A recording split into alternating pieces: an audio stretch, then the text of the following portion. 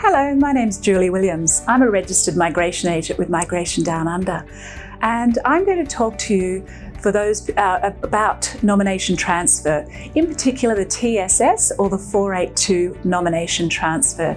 So you're here in Australia, you're on a TSS or a 482 visa, or perhaps you're on the old 457 visa, and you're looking at, you're getting a job offer. You've had a job offer from somebody else that's wishing to sponsor you. What do you do?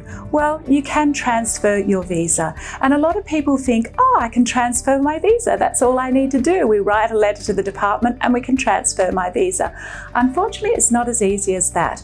But it's not too difficult if the employer is willing to go through the different processes to be able to sponsor you and then have your nomination transferred from your current employer to the new employer.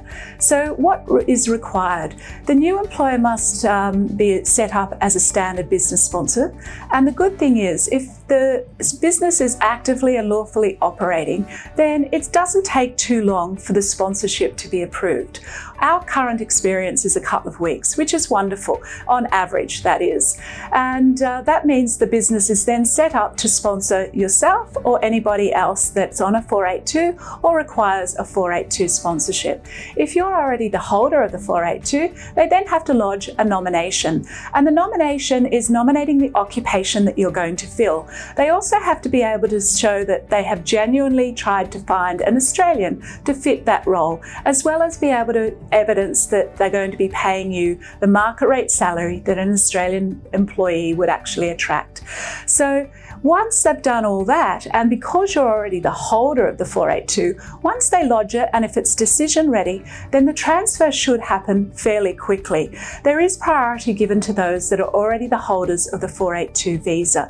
So if you are a 482 visa, you've got a new job offer and the employer is willing to sponsor you and nominate you, once the nomination has gone in, and it usually takes on average about 5 working days for that nomination to be approved. And once it's approved, you're able to work for that new employer. Now, with the nomination transfer, if you've already left your previous employer, you can't start with the new employer until that nomination has been approved.